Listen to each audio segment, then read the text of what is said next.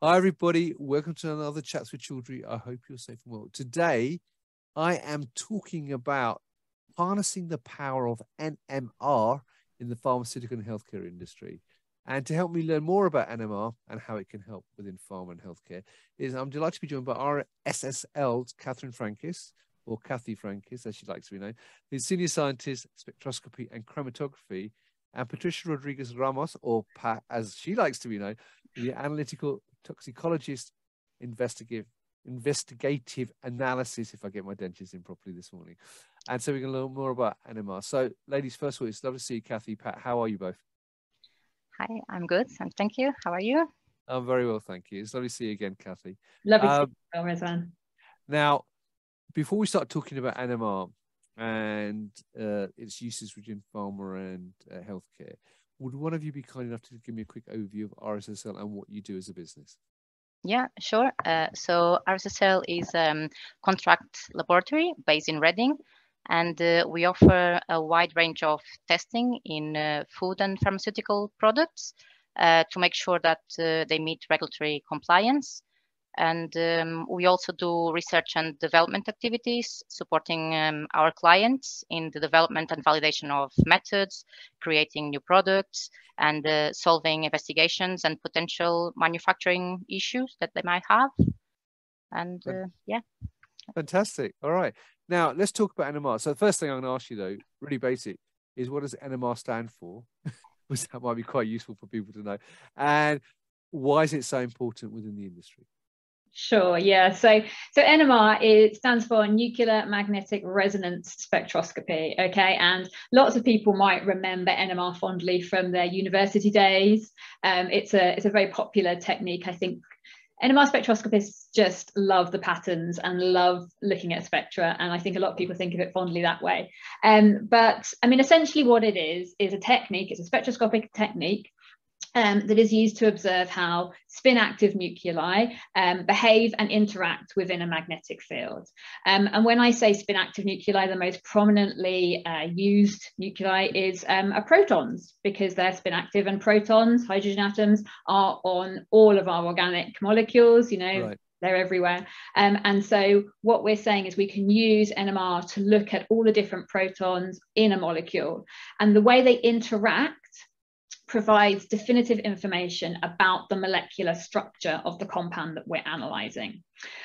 So we use proton NMR, but we can also use phosphorus 31 NMR, fluorine 19 NMR, carbon 13 NMR. So basically, what that means is that we have a range of different nuclei that we can focus in on and get some information out of.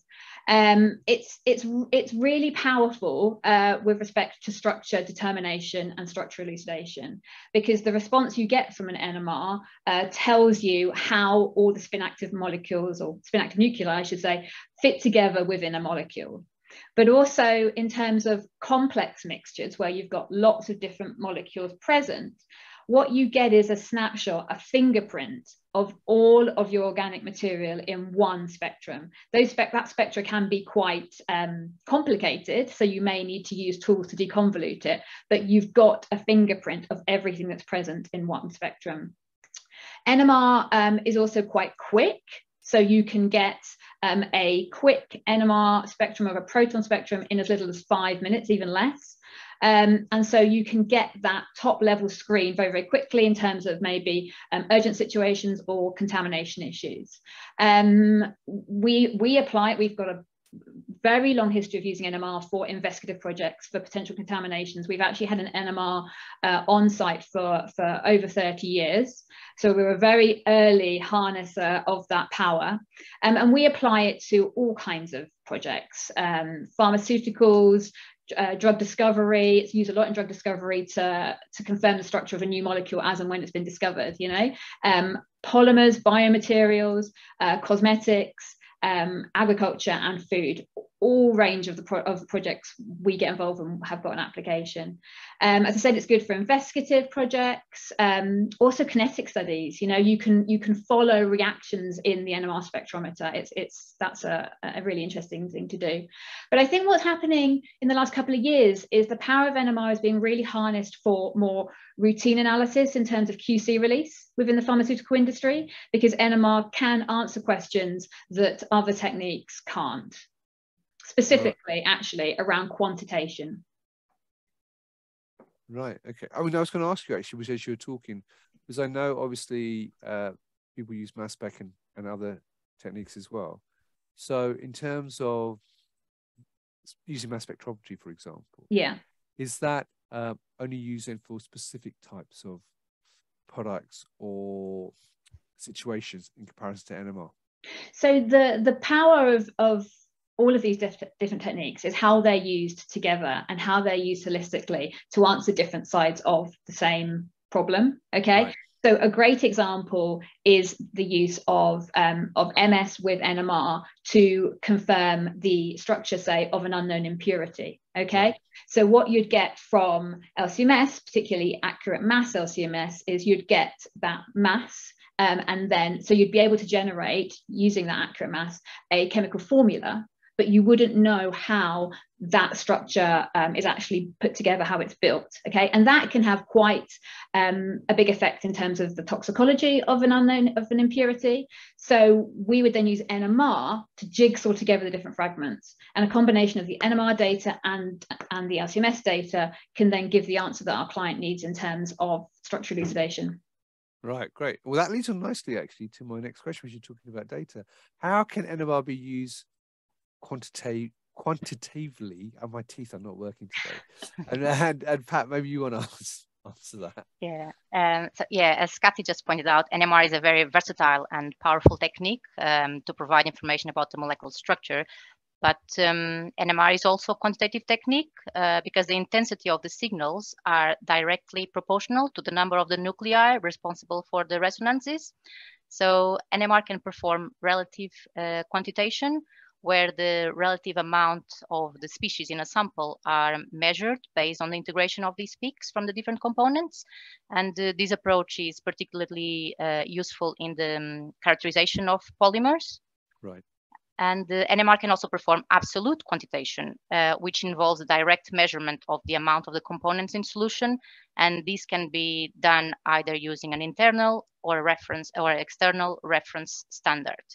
And this approach is commonly used for the determination of sample purity for pharmaceutical ingredients, dietary and food supplements, for example. And one advantage of the NMR is that it doesn't require the calibration to determine the response factors, as in other analytical techniques such as HPLC or GC.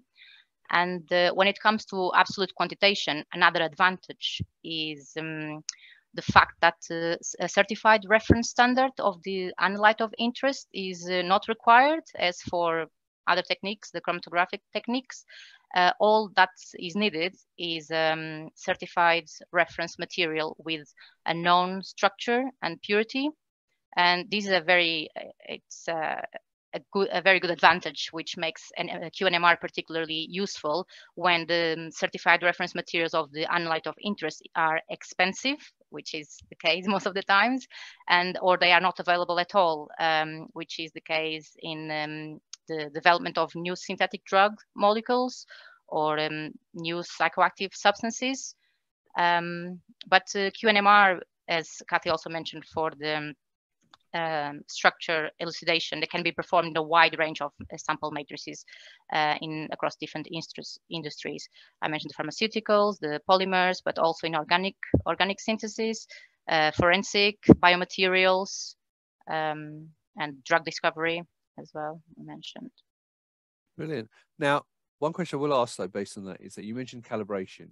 And as a layperson and not a scientist, what do you mean by calibration, and it doesn't require calibration? Yeah. So, you want to go ahead? Yeah. What we mean is that if we use a chromatographic technique, for example, we need to monitor the response of are standard at different concentrations. So we might create a calibration curve, and then we need to place our test sample within that curve to then calculate what that concentration is in our test sample. Right. But with NMR, we have an inherent linearity. I mean, in terms of methods validation, we would always show that linearity, but the response is inherently linear. And what that means is that within a single solution, to calculate the concentration of an unknown, you need to know the purity of an internal standard, but the internal standard can be something completely different. Okay, right. So it just it's less time consuming than creating a calibration curve. And I think the real key, as Pat pointed out, is that some of these novel compounds that are coming out in drug discovery, but also in food, where reference standards are not commercially available, we can still do purity assessment. Right. Okay. Fantastic. Well, thanks for explaining that. Because I always hear it at different shows and so on. I've never understood what they're talking about. So there you go. Right. So my next question though is, how can NMR be used in investigative projects? Sure. Yeah. Well, I mean, as I said, this is where we really cut our teeth on NMR over the last few decades.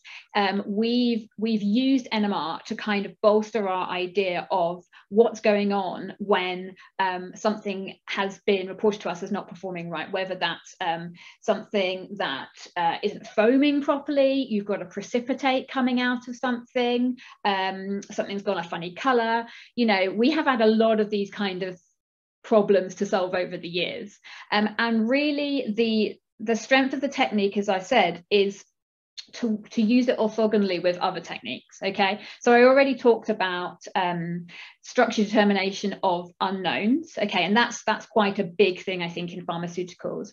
But other examples could be perhaps a product, an oral product, has been observed that a precipitate is forming and crashing out. So our colleagues in the microscopy lab would be able to look at that precipitate and they'd be able to ID what that was. But maybe the question is, okay, if that's the API, then what's the efficacy of the remaining product? Or maybe there's a contaminant that's come into the process and that's then the precipitate or the physical contamination. And the question is, well, has that then leached into the product? Can we work out where that's gone wrong? So it's about understanding the system, the whole system when our clients come to us. And we quite often find that NMR will bolster the information that comes from other techniques. And another great example, and again, I mentioned this earlier, is the idea that that NMR can give you a fingerprint in terms of organic material that's present. This is quite similar to, say, FTIR. So if you had, again, maybe an unknown precipitate or an unknown physical contaminant in the sample, your first thing might be FTIR, okay? But FTIR, you need to have a reference database. You need to run that against known reference spectra. In NMR, you can obviously use reference spectra, and a good database is useful, but there is information within that spectrum that allows you to work out what's there. So the splitting patterns, for example, will tell you that maybe you've got, it basically tells you what molecules you've got, the molecular structure of your molecules. And so that really comes into its own. Just as an example, where we have potentially fraudulent products. Okay, so when you have potentially fraudulent products, you want to create a nice profile of everything that's there, your excipients, your APIs, because you want to look for any evidence that anything's changed. Sure. And that's an example where we've really had some great success with NMR over the years. Brilliant. But what are the biggest challenges or limiting factors in terms of using NMR? I would say that the main challenge is the initial large investment of the instrument itself. But once it's installed, data can be acquired relatively quickly, and it can be fully automated, and suitable for high throughput analysis. So with the time, the investment can be recovered, let's say. And right now, another challenge is the cryogen costs. So liquid nitrogen and helium are required to keep the magnet cool. But thankfully, the as the industry is also growing, the new magnets have lower cryogen requirements. Right. So the industry is addressing this downside. In terms of data interpretation, sometimes can be challenging when we are talking about sample mixtures, and also Cathy touched a little bit. In this case, we have complex spectrum, and we would have to resource to deconvolution approaches. And in terms of sample preparation, it's important to have the sample, the right procedure, the sample isolated. And when we talk about solution state, we need to identify suitable solvents to dissolve our sample in. And NMR requires deuterated solvents, and fortunately, deuterated versions of the commonly used lab solvents are widely available. In terms of specifically quantitative NMR, it's quite important to take into account the selection of appropriate reference standards. An ideal suitable internal standard that it will be co-dissolved with the analyte should not react with the analyte of interest, and the overlap of quantifying signals between these two entities should also be avoided, and sometimes that could be quite challenging. So just need a lot of planning in terms of the selection of our standards. And Cathy also mentioned that now NMR is starting to be more accepted in the pharmaceutical community. But a lot of people working with NMR belong to academia or are more research focused. Sure. And sometimes the understanding of working to the GMP compliance can be a bit tricky and challenging sometimes. But we are proud to say that at RSSL we have 2 fully compliant instruments, and together with our quality system we are confident in the data we generate, and that gives our clients the level of confidence they need to assure that their products meet all the requirements. Fantastic. Now, one final question on NMR, because I know we're sort of running out of time now. So is there anything particular type of product that NMR is ideally suited to in terms of being used in QA, QC? In terms of QA and QC, okay. I mean, I suppose we've mentioned a couple of examples, but it's really around the reference standards for purity analysis, you know. So any materials where reference standards are hard to get or very expensive, then the quantitative aspect of NMR really comes into its own. But I think Pat talked about relative quantitation, and that term is being used quite a lot in molar ratios of biopolymers. So right. That's something where NMR I think is quite unique in being able to give that information, because these are, you know, these are biopolymers, they're big molecules, you know, chromatographic techniques aren't going to work, and what we're looking for is that ratio of monomers within the backbone. And I think NMR is pretty unique there. There are lots of other examples. I mean, for example, silicone analysis, so residual silicones from either anti-foaming processes or in the food industry. I think the brewing and the baking industries both use silicone coatings. So silicones, unless they're very volatile, so your long chain silicones are not volatile and are not chromatographically, they're not UV active or anything. So really, it's those challenges where chromatography doesn't work, and so we look at using NMR. Fantastic. All right, now if people would like to get more information though about not just NMR but the other solutions that can help them, where else can they get more information? So we've got lots of information on our website, but also myself and Pat try and keep up to date on LinkedIn. You might see some posts about NMR and the kind of projects that we're getting involved in on our LinkedIn, and we try and share recent things. We're big advocates of NMR, so keep a lookout for that. Fantastic. And apart from obviously the LinkedIn page and your website, where can people meet RSSL and learn more? So RSSL is quite active in external events, and actually I'm quite looking forward to go to one of them next month. In May, I'm going to London, and I'll be attending the Joint Pharmaceutical Analysis Group Symposium about the future of spectroscopy, where new capabilities and applications will be discussed.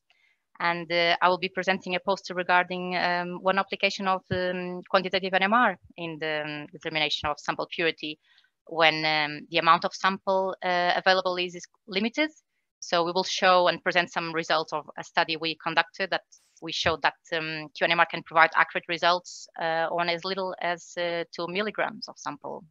Fantastic. Well, look, we'll put the links obviously to the website and the LinkedIn page and also the event above this video, so people can click on and learn more and actually attend the event as well, then as well. So well, that's what we say is Cathy, Pat, thank you very much for taking time to talk to me. I've learned more about NMR in the last 20 minutes than I have done since I've been working in pharma in the last 7. So there you go.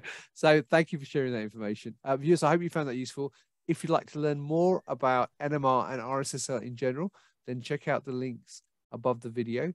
And if you've got any questions based on what Cathy and Pat have said during this conversation, then feel free to put them in the comments below, because I'm sure they'll only be too happy to answer any questions or queries you've got relating to NMR and what they've talked about today. So once again, Cathy, Pat, thank you very much for your time. Thanks, and thank you for watching, viewers. Until next time, as always, stay well and stay safe. Bye-bye.